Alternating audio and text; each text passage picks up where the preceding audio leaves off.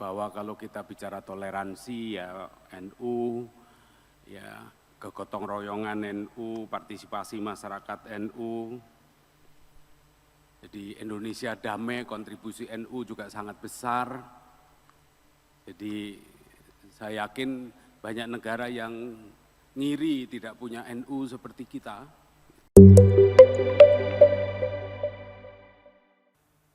Bismillahirrahmanirrahim. Assalamualaikum warahmatullahi wabarakatuh. Yang saya hormati Rois Am PBNU yang pagi hari ini diwakili oleh Khatib Am PBNU Bapak Kiai Haji Ahmad Said Asrori, beserta seluruh jajaran Suriah PBNU, juga Pak Ketum, Kiai Haji Yaya Holil Stakuf, beserta jajaran Tanfidiyah PBNU, tentu saja senior saya, bos saya, waktu saya rektor, beliau menteri saya, Profesor Muhammad Nuh. Terus kemudian sebelum saya rektor, wakil rektornya adalah Pak Enu Naim. Jadi ini banyak senior saya ada di sini.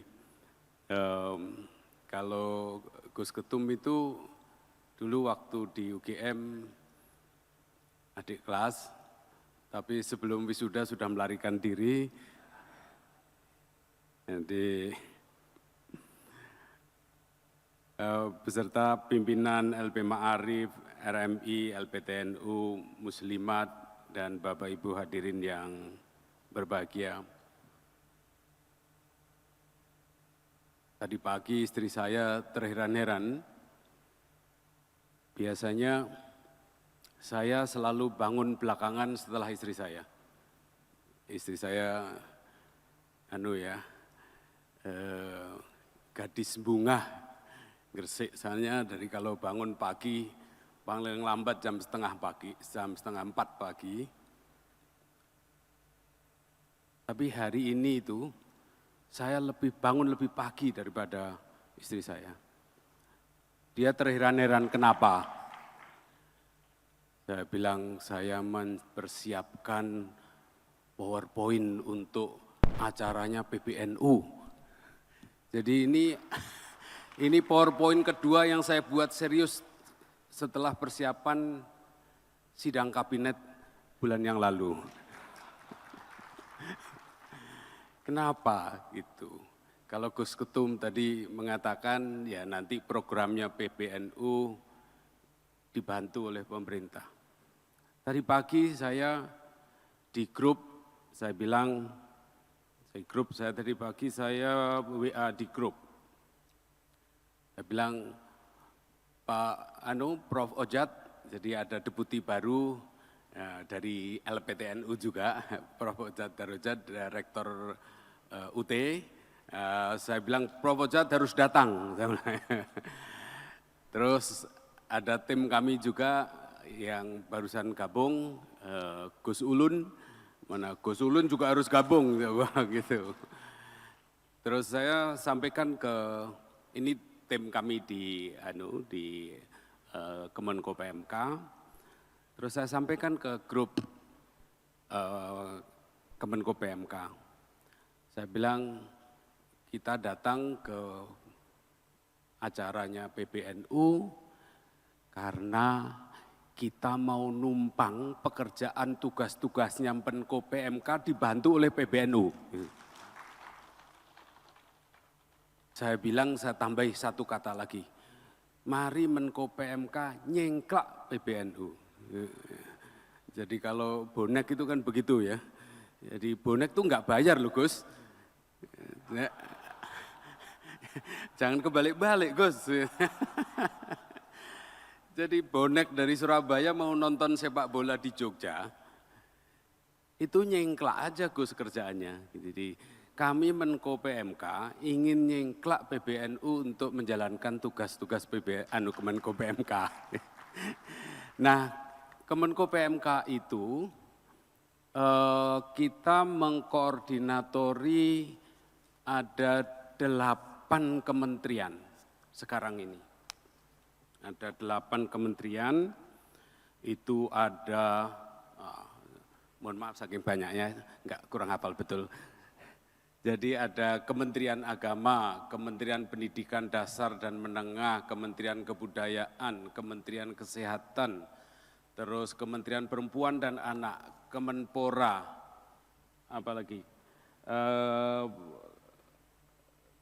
Dikti dan Saintek, ya, BKKBN, Kementerian Kependudukan dan Pembangunan Keluarga. Ini semuanya dekat dengan 2 acaranya PBNU, yaitu hari ini dan pekan depan, GKMNU. Makanya saya juga sampaikan sama beliau, Neng Alisa, Neng tolong aku diundang dong, gitu. Karena kita mau nyengklak, Gus. Terus kemudian kita juga mengkoordinatori lembaga-lembaga seperti Halal, bencana, ya, BNPB, yang jadi bencana itu yang banyak ngurus adalah BNPB dan Mensos, itu yang pertama. BNPB di dalam koordinasi Menko PMK, juga SAR itu juga, nanti juga Kemensos untuk membantu tangkap daruratnya. Itu perkenalan tentang perkenalan kami tentang Kemenko PMK. Tapi saya juga ingin memperkenalkan diri saya. Saya lahir di sebuah desa namanya Dolok Gede, 40 km dari kota Bojonegoro ke arah barat, yang sangat jauh dari pesantren. Ya, Bapak bisa lihat dari nama saya aja lah, itu udah ketahuan, itu jauh dari pesantren. Udah jelas jauh dari pesantren. Jauh dari NU, ini ber-NU itu gara-gara dekat dengan Gus Yahya aja gitu. Dan jauh nggak ada pesantren waktu kecil saya. Tapi sekarang setiap desa ada pesantrennya, Gus. Itu luar biasa, nggak tahu gejala baik atau gejala gimana itu ya. Itu yang nanti menambah PR-nya Gus. Jadi Bapak Ibu yang saya hormati, atas nama Kemenko PMK, atas nama pemerintah, kami menyampaikan terima kasih atas kontribusi NU terhadap Indonesia, terhadap kemanusiaan. Saya tidak perlu sebutkan satu persatu bahwa kalau kita bicara toleransi ya NU, ya kegotong royongan NU, partisipasi masyarakat NU. Jadi Indonesia damai, kontribusi NU juga sangat besar. Jadi saya yakin banyak negara yang ngiri tidak punya NU seperti kita. Jadi kita bersyukur mengenai itu. Artinya memang NU harus mempertahankan tradisi lamanya yang sudah sangat baik. Tetapi, ini ada tetapinya yang tadi saya melanjutkan Gus Yahya, tapi juga harus mengambil hal-hal baru yang lebih baik. Nah, saya terus tanya sama Gus Ulun, Gus, ini ana ora dalile ning Gus, ning NU aku. Oh ada Pak, katanya. Nah itu yang saya bisa bahasa Indonesianya, tapi nggak bisa bahasa Arabnya. Katanya Gus Ulun, al-mukafadhu ala khodimis soleh, wal ahdu bil jadidil aslah. Nah, itu yang membuat saya bangun pagi itu gara-gara dalilnya ini, kaidahnya Gus Ulun itu. Gitu. Jadi tadi Gus Ketum juga sudah menyampaikan bahwa lebih dari 50% penduduk Indonesia itu NU, mayoritas posisinya, mayoritas posisinya di posisi yang punya potensi untuk ditingkatkan. Nah,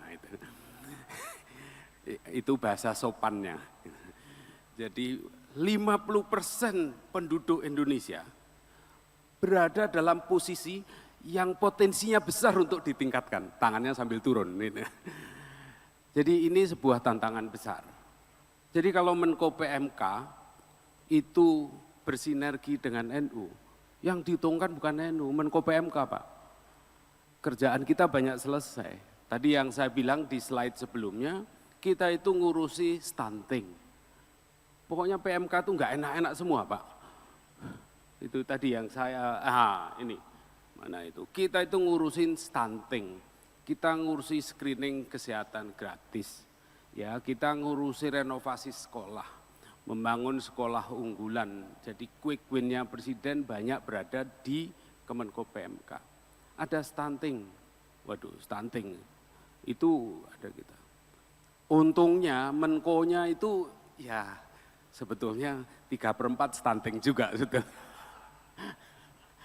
Jadi saya sering menyebut diri saya ini data PMK. Saya itu data hidup PMK. Apa? Bicara apa?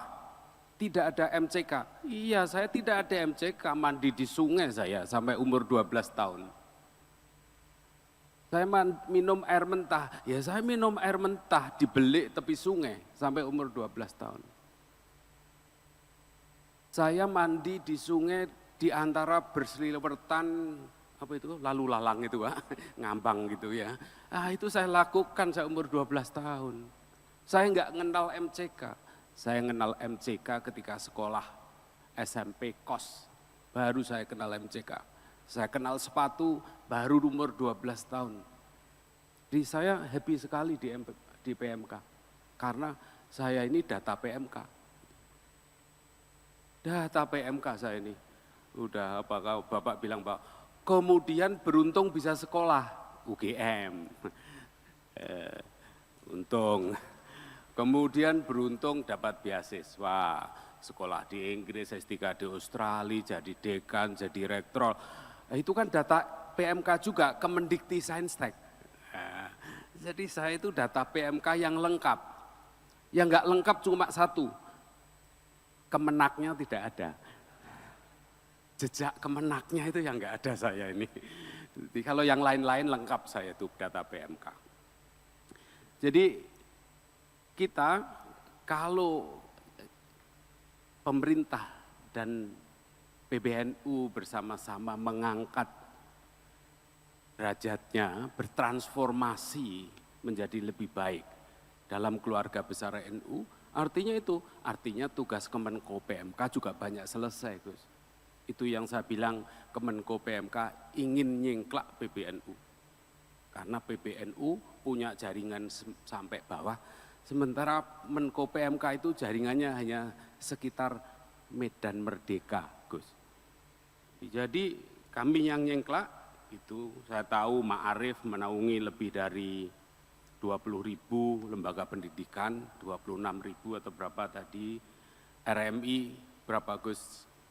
23.000 lebih katanya ya, pesantren, LPTNU, ada 253 lembaga pendidikan tinggi, 20 diantaranya terafiliasi dengan PBNU.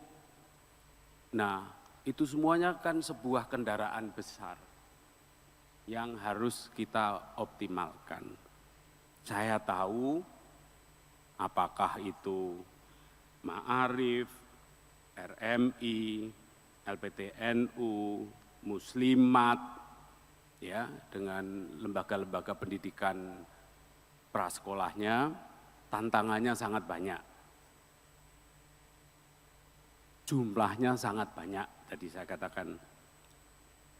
Ketimpangannya sangat tinggi. Ada yang maju, ada yang masih berjuang. Yang maju sedikit. Yang masih berjuang banyak sekali gitu. Artinya banyak peluang untuk dinaikkan.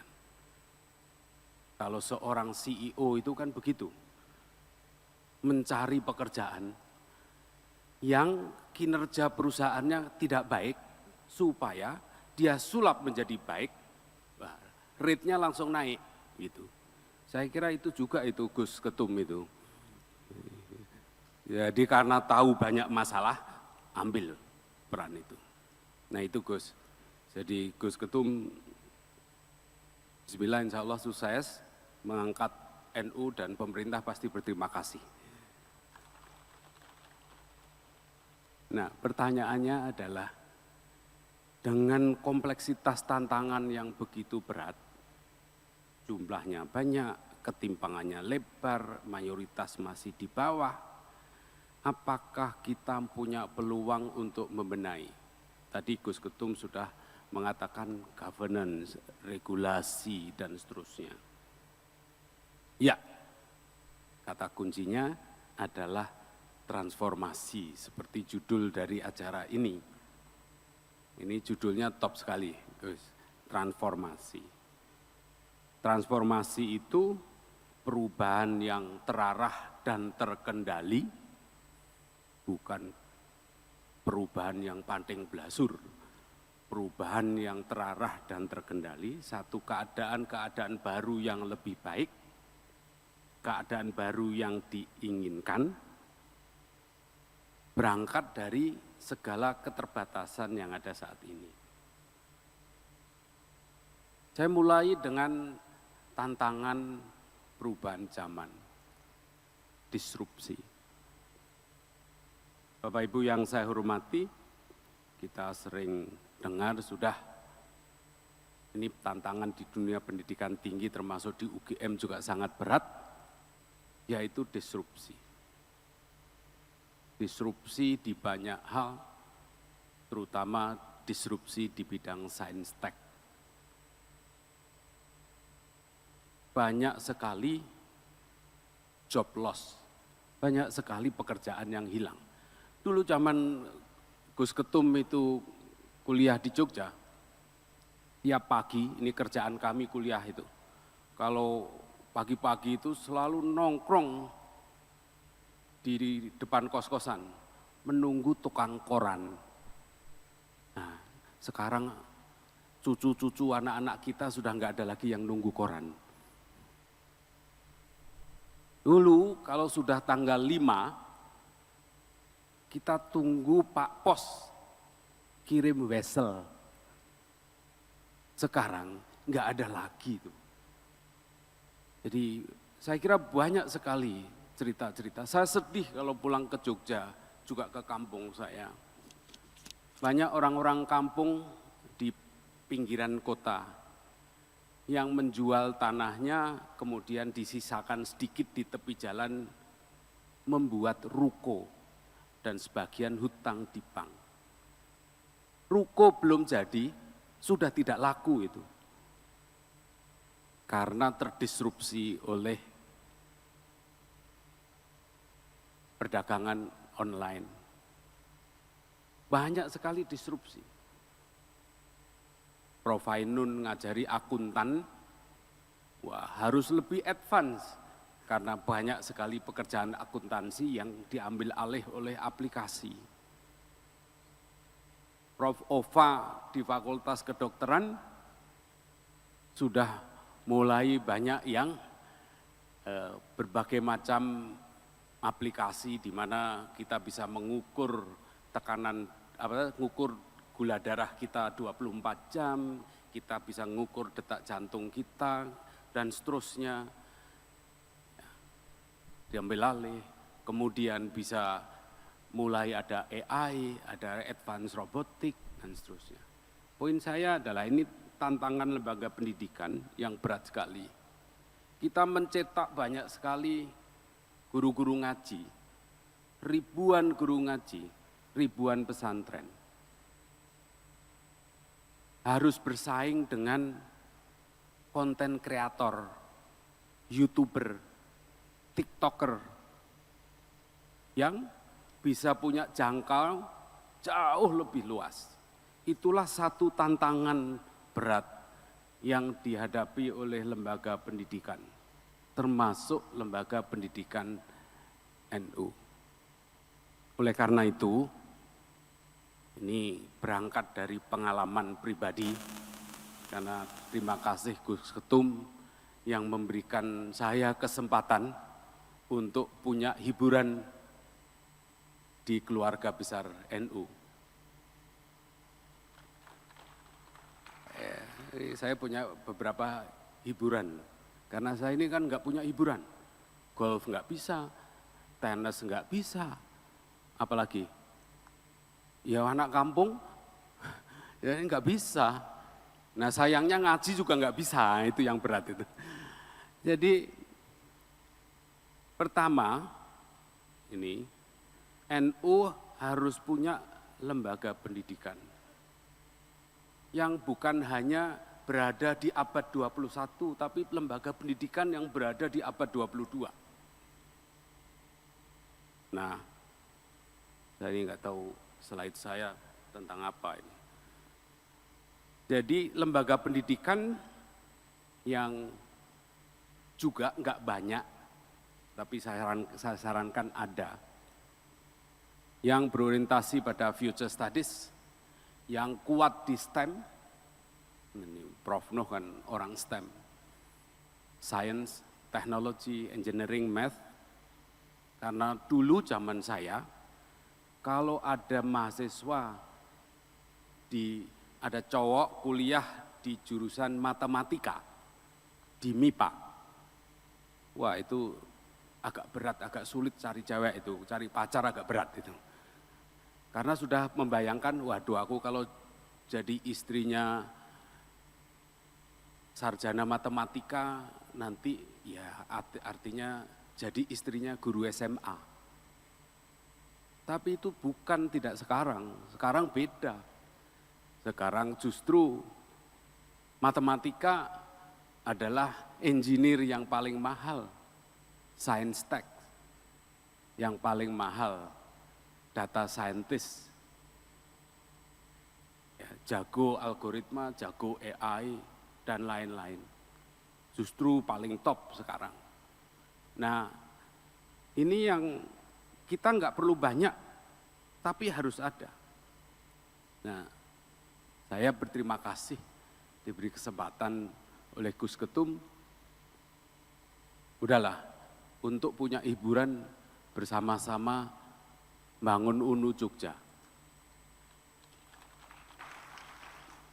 Jadi UNU Jogja itu sudah 4 tahun berumur, waktu itu belum wisuda. Sebelumnya kita sama-sama cari kontrakan gedungnya Sritek, 4 tahun belum mau wisuda, tapi sudah kesulitan untuk memperpanjang kontrakan. Jadi, gaji dosen di bawah UMR. Nah, ya sudah, yuk kita sama-sama. Tapi kalau nanggung agak berat. Waktu itu Mas Purwo rektornya, Mas ini ada warga NU jadi kepala desa yang bisa menyewakan lahannya untuk gedung NU, gedung UNU Jogja. Loh, ya berarti lahannya lahan desa. Oh ya, bisa kok 20 tahun nanti bisa diperpanjang. Saya bilang, waduh berat kalau itu. Gimana kita mencari pembiayaan kalau lahannya sewa? Ya sudah, kalau saya dipasrai, kami dipasrai, nah, makanya saya lapor Pak Presiden. Pak, ini bukan masalah NU Muhammadiyah. Muhammadiyah itu sudah punya 3 universitas besar di Ring Road. NU 1 aja Pak di Ring Road Pak. Oh ya Pak, bantu. Makanya saya menghadap ngerso dalem, diparingi lahan, pokoknya syaratnya kan di Ring Road. 1000 meter persegi, yang penting di Ring Road. Habis itu mengajukan permohonan gedung, disetujui oleh Pak Presiden. Pokoknya kita kerja keras, gedungnya harus 9 lantai. Orang mikir bayar lift, enggak mikir bayar eskalator. waktu itu. Yang penting 9 lantai, Wali Songo, bintang 9. Saya matur ke Pak Presiden, Pak, ini bukan bangun kampus, ini bangun monumen. Bangun monumen. Jadi alhamdulillah sudah terbangun. Habis bangunannya jadi, furniturnya piye? Jaringan internetnya, komputernya gimana? Pening lagi gitu. Habis itu tim rektorat baru, ya, tim rektorat baru kita masukkan. Ada Mas Widya, Mas Adit dan seterusnya orang-orang profesional. Yang saya yakin mereka itu saya kira juga darahnya enggak biru lah itu. Ya semoga darahnya hijau. Ya.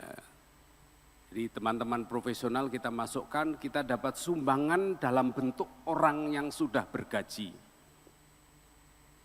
Jadi Rektorat UNU Jogja adalah in kind, sumbangan dari pihak luar yang sudah digaji. Jadi UNU memilih orangnya, terus kemudian digaji oleh pihak lain. Karena kalau digaji sendiri ya nggak mungkin. Itu jadilah terus kampus, habis itu mikirin operasional karena lift juga mahal, ada eskalator juga mahal, begitu. Mumet pokoknya. Saya bilang, Mas Widya, gimana itu SPP? Kalau disamakan di kelas menengah lah, SPP 10 juta lah. Nanti masalah yang bayar itu hanya bayarnya itu seperempatnya saja enggak apa-apa, namanya beasiswa itu. SPP-nya naikkan lah, namanya gedungnya sudah 9 lantai kan, naikkan SPP. Saya tanya lagi, berapa yang bisa membayar penuh? Jawabnya, enggak ada Pak. Berapa yang bisa bayar seperempat? Ya paling 30% Pak. Terus sebagian besar bayarnya mampunya 10%. Kalau ditagih mengajukan pengunduran diri Pak. Jadi saya membayangkan Bapak Ibu, untungnya saya dulu tuh jadi rektor UGM. Saya enggak kebayang kalau jadi rektor UNU. Udah menyerah duluan saya. Rektor UGM, Pratikno, Profesor Opa, kelihatannya keren. Tapi sebetulnya kalah cerdas dengan rektor-rektor UNU. Karena tantangannya jauh lebih berat. Jauh lebih berat. Enggak duit, mahasiswanya enggak duit, orang tua mahasiswa enggak duit. Organisasinya enggak duit juga.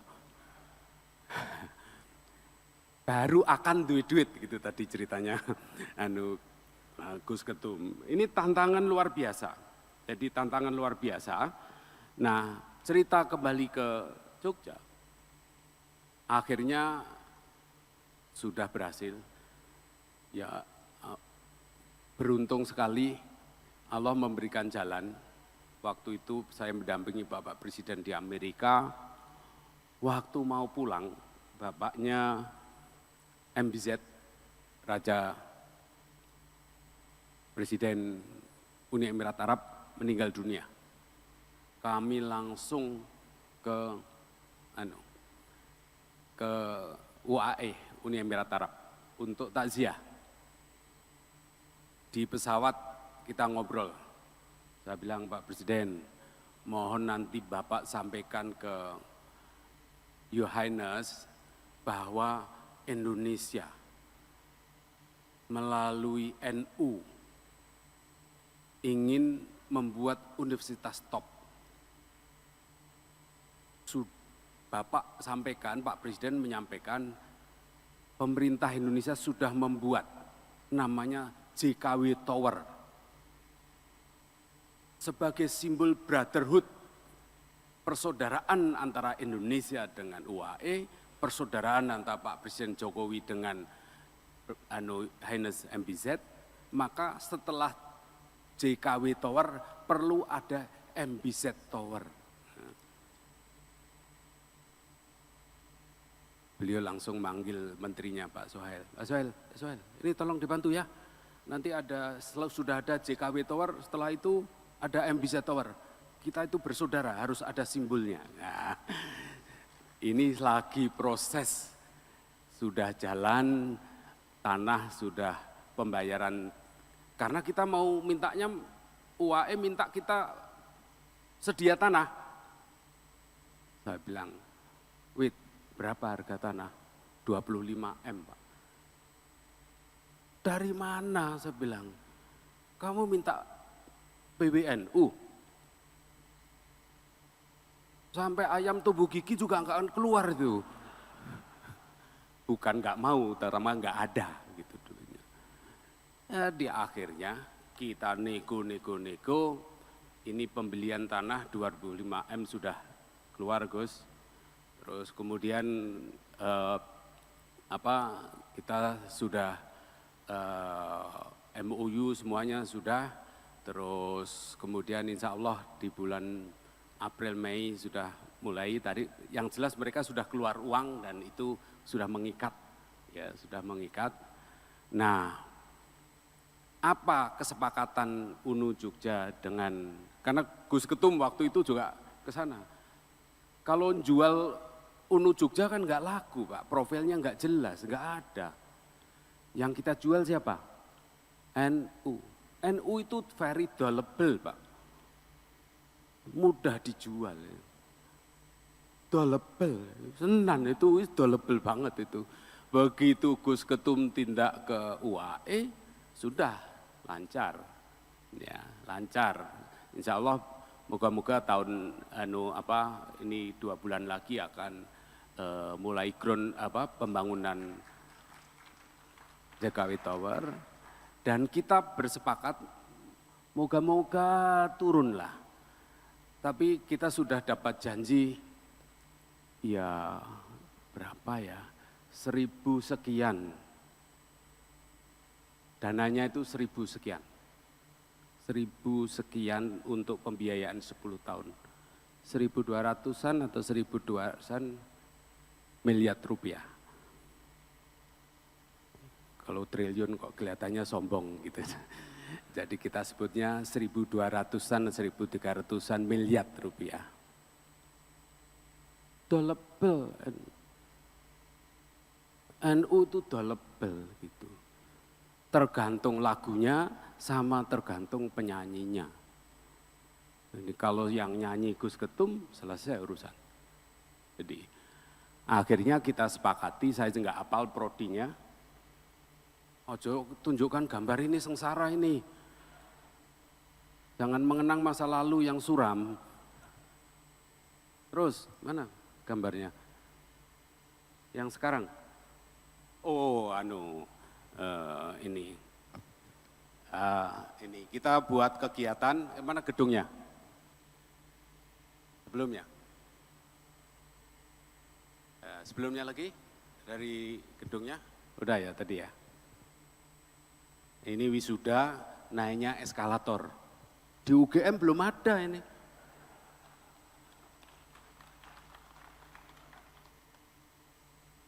Jadi banyak santri-santri yang alasannya pengen menjajaki kuliah di UNU Jogja. Sebetulnya mereka ingin nyoba eskalator sama lift.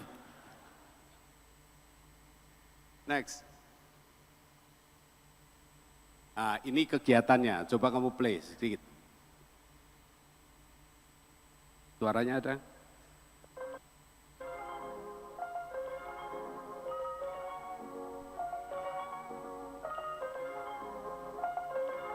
Oh, ini yang pameran seni ini. Saya sangat merasa terhormat telah dilibatkan dan diundang oleh Universitas Nahdlatul Ulama di Galeri Nusantara untuk menyelenggarakan pameran Under the Same Sun ini.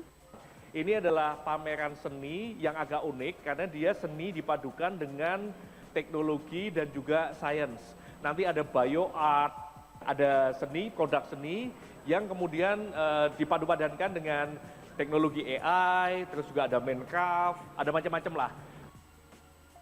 Mari teman-teman semua menyaksikan beberapa karya di sini yang dari berbagai macam seniman dan dari berbagai media, teknik dan bentuk, pokoknya luar biasa.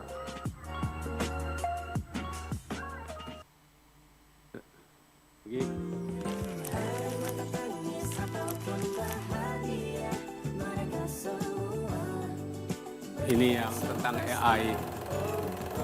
Banyak contoh lain. Jadi saya ingin saya katakan adalah, terus nggak apa-apa, bukan hanya gedung yang kita bangun, tapi kita bangun juga adalah orientasi ke science tech, walaupun studi Islam, tetapi studi Islam yang memanfaatkan iptek.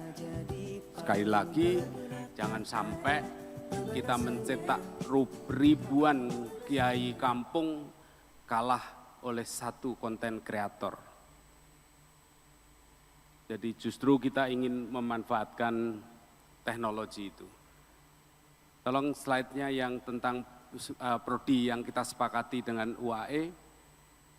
Jadi ini progresnya, kerjasama yang utama adalah Uni Emirat Arab. Kemudian kita sudah menjajaki dengan RRC, dengan Rusia. Ini saya laporkan atas nama Rektorat UNU. Program masternya dengan MBZ Center of Future Studies adalah Food Process Engineering and Technology, Sustainable Critical Infrastructure, Artificial Intelligence and Data Science, Digital Business, kemudian, nah ini masih ada, Civilization Istihad and Looking Forward, Future Studies and Global Innovation. Itulah kesepakatan kita dengan UAE yang dibiayai atas dana Uni Emirat Arab. Ini adalah hasil setelah kita bekerja keras menjual dalam tanda petik nama besarnya NU, dan ini menunjukkan bukti bahwa NU adalah dolable. Regone larang gitu. Kalau dijual mahal, kalau dijual murah ya murah gitu. Ini masalah jualan, ini kan masalah memilih pangsa pasar.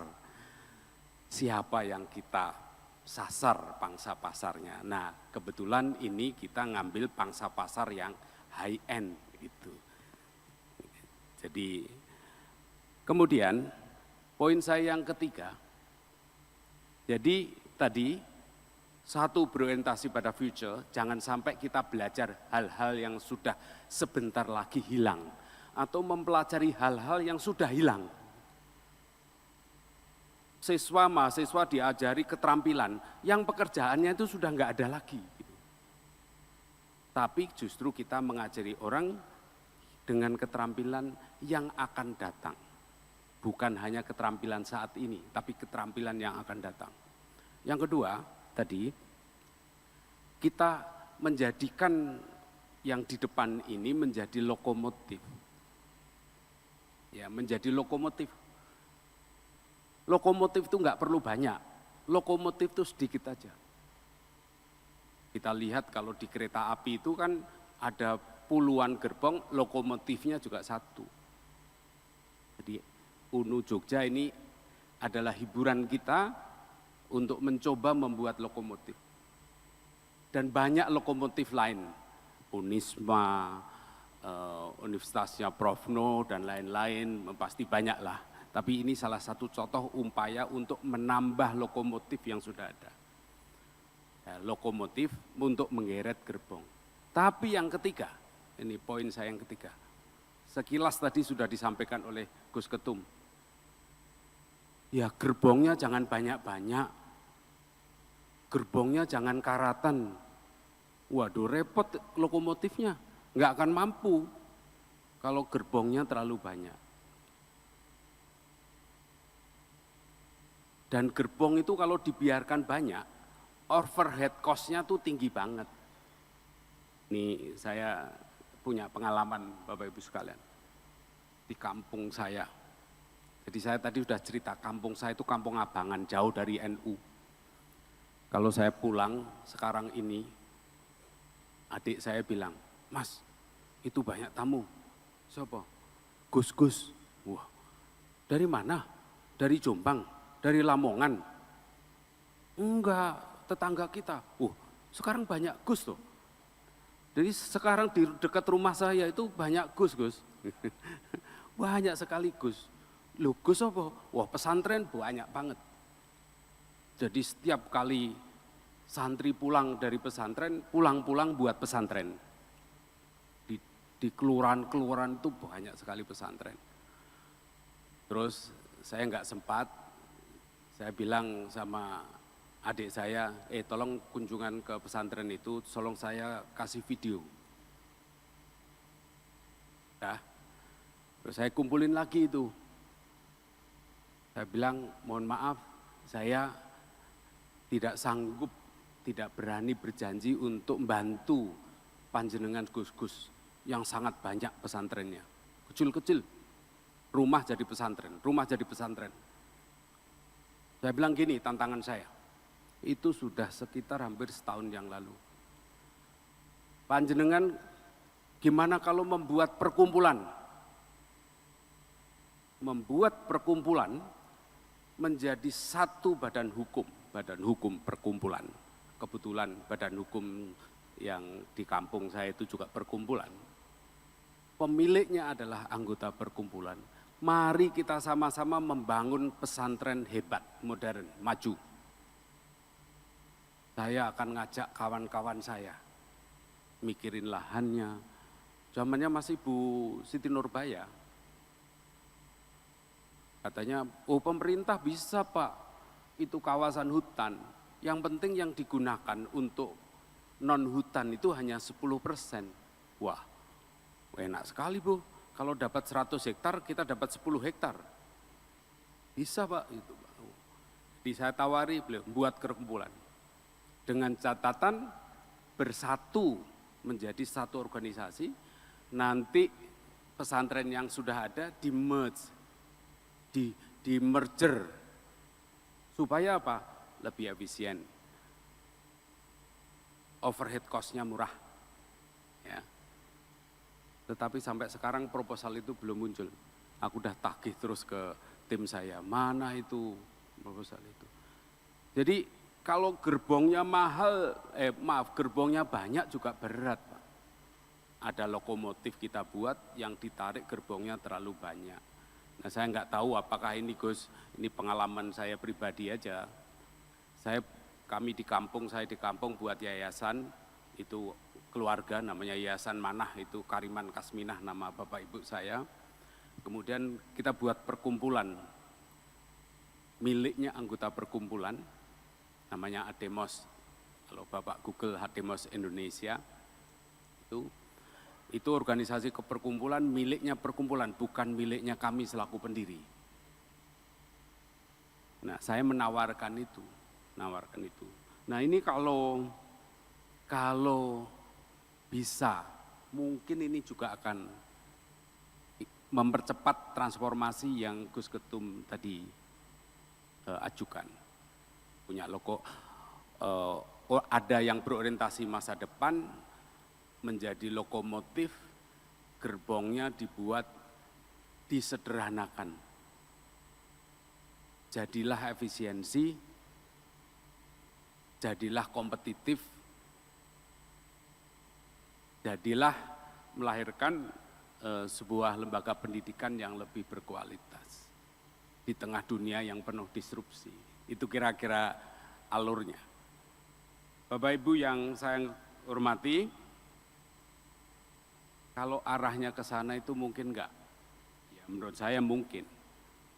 Ya, satu harus melakukan bebenah internal, dan yang kedua harus memperkuat kolaborasi eksternal.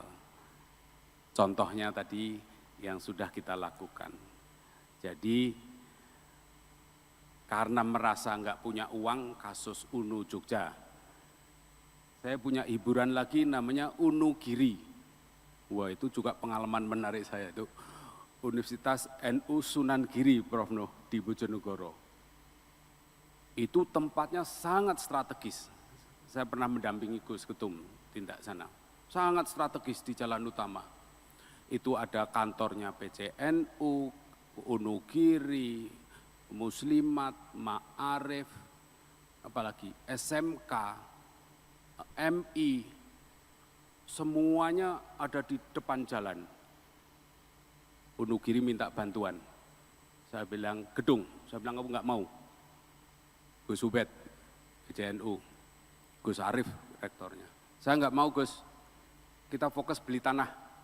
Wah, habis itu kita dengan berbagai upaya membeli tanah sisa di belakang sampai habis. Akhirnya kita punya lahan 5,4 hektar perluasan. Jangan tepuk tangan dulu. Cerita beratnya muncul kemudian. Begitu punya tanah di belakang, nggak ada jalannya. Karena apa? Karena jalannya sudah berjubel-jubel itu. Kalau tadi video dari atas itu sambil tayangin, udah berjubel-jubel. Dan nggak ada komunikasi, nggak ada master plan. Nggak ada master plan. Saya bilang sama Gus Ubed, Gus, saya bantu, tapi PCNU Bojonegoro harus PCNU Incorporated. Strong leadership, well organized. Kalau saya datang, kita bicara, hanya ada satu juru bicara. Tetapi isinya tentang semua.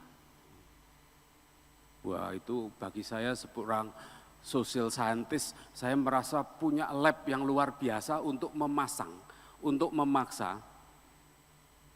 unorganized, mohon maaf ini untuk keluarga sendiri, saya sering nyebutnya unorganized anarki.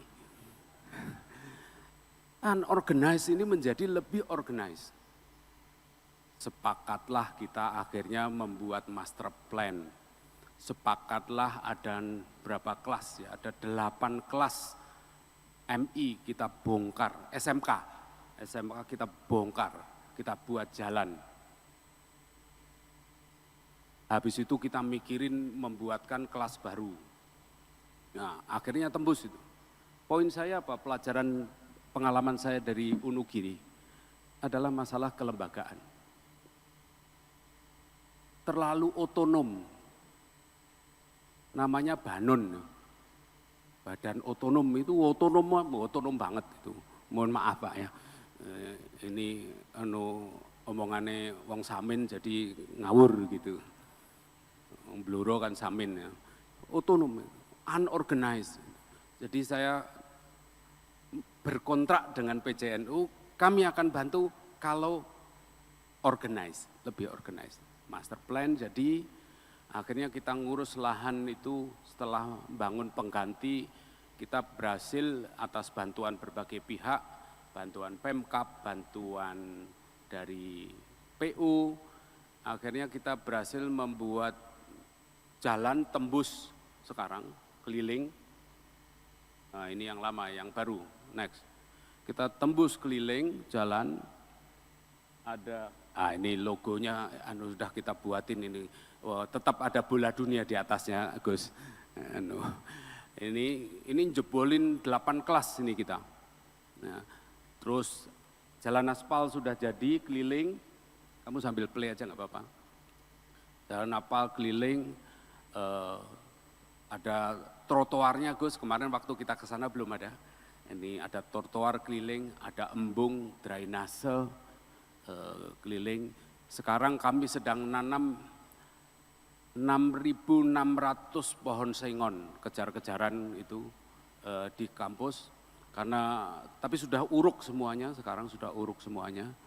Waktu dia Wonogiri ke-10 yang lalu, kita sudah menyelenggarakan pengajian belasan ribu jamaah karena sudah berhasil kita uruk. Ini video beberapa 2 bulan yang lalu. Saya belum sempat ke Bojonegoro lagi untuk membangun, karena ini kan orang pada nggak mau buat jalan, trotoar, embung, drainase itu kan nggak menarik, ora ketok, nguruk nggak ketok. Padahal ini habis 18 miliar sendiri di Wonogiri ini. Ini pengalaman hiburan kedua setelah Wonogiri, kita harapkan ya naik kelas lah. Masa kalau jalan saya itu kalau mudik ke mertua, ke Surabaya, itu wah ono gedung apik, itu mesti nggone Muhammadiyah. Itu rumah sakit apik nih Bojonegoro 7 lantai warna biru, Aisyah. Ngompori Gus. Ya, tapi saya ngompori ya sambil berusaha. Ini proyek dalam tanda petik proyek kami yang kedua, hiburan kami yang kedua. Saya nggak sengaja punya hiburan yang ketiga, pesantren At-Tanwir di Bojonegoro Timur.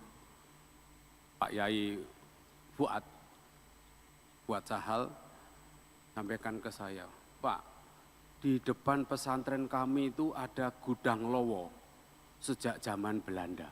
Baunya bukan main. Loh, kok ada gudang lowo? Apa, Pak? Punyanya PTPN. Loh, kan gampang. Oh, sudah 34 tahun kita berusaha. Ternyata akhirnya PTPN bersedia untuk dalam tanda petik menyewakan. Kemudian nanti senarionya Pemkab atau Pemprov Bojonegoro akan membeli supaya tidak lewat tender. Kemudian Pemprov menghibahkan kepada At-Tanwir. Sudah dibersihkan oleh PTPN, sekarang kerjasama bisnis dengan BSI. Karena BSI tertarik, At-Tanwir usianya sudah 92 tahun, punya jaringan alumni sangat kuat. Akhirnya BSI, ya kami menggambarkan ada masjid, ada, oh ini lowonya ini. Bisa di-play untuk menunjukkan lowonya. Ini kita bongkar nih. Di sini ribuan kelelawar. Udah. Nih, enggak, kalau sore ramai sekali gitu. Terus kita sekarang sedang master plan next. Jadi sekali lagi At-Tanwir 92 tahun usianya, punya jaringan alumni kuat, udah double lagi itu. PTPN bantu sekaligus untuk prodi agribisnis di punya institut namanya Intan, Institut At-Tanwir. Terus kemudian juga BSI, tim saya pusing-pusing. Saya bilang, saya carikan desainnya Masjid MBZ di Solo. Jadi saya minta niru aja itu. Ini dalam bulan-bulan depan ini sudah mulai, sekarang sudah mulai perataan. Kita akan bangun, ada masjid, ada galeri, museum, ada sentral UMKM, terus pendidikan keterampilan juga untuk Intan, dan sekaligus BSI membantu digitalisasi dan pendidikan ekonomi digital. Itu 3 hiburan saya dan kawan-kawan. Jadi menurut saya peluangnya besar, Gus, untuk transformasi itu. Yang penting memang karena sebetulnya modalitas kita adalah NU yang dolable tadi. Itu dolable-nya kenapa? Besarnya, kontribusinya, posisinya terhadap kebangsaan dan kemanusiaan itu sungguh sangat itu. Jadi yang terakhir, ketika lembaga pendidikan itu naik, orientasinya tinggi, banyak lulusan. Kami di UNU Jogja mengorganisir, mensinergikan 124 PCNU dunia. Sudah lama matur sama Gus Ketum juga untuk membuat Global Youth Nahdien Summit. Dan memikirkan nanti diaspora Nahdien yang master, yang PhD di bidang STEM itu kalau pulang mau ngapain. Oleh karena itu penting bagi kita juga PBNU untuk memikirkan rumah-rumah kerja, rumah-rumah kewirausahaan, rumah-rumah bisnis, rumah-rumah peluang kerja bagi lulusan-lulusan pendidikan di lembaga NU. Saya kira itu, mohon maaf kalau banyak hal yang kurang berkenan, harap maklum. Ini Cah Ndolo Gede dari Kampung Abangan yang lebih dekat dengan Samin daripada dengan NU. Jadi mohon maaf, tapi terima kasih NU telah membantu, pemerintah telah membantu dunia untuk perdamaian dan kemanusiaan. Terima kasih. Assalamualaikum warahmatullahi wabarakatuh. Waalaikumsalam warahmatullahi wabarakatuh. Mohon maaf kalau terlalu lama.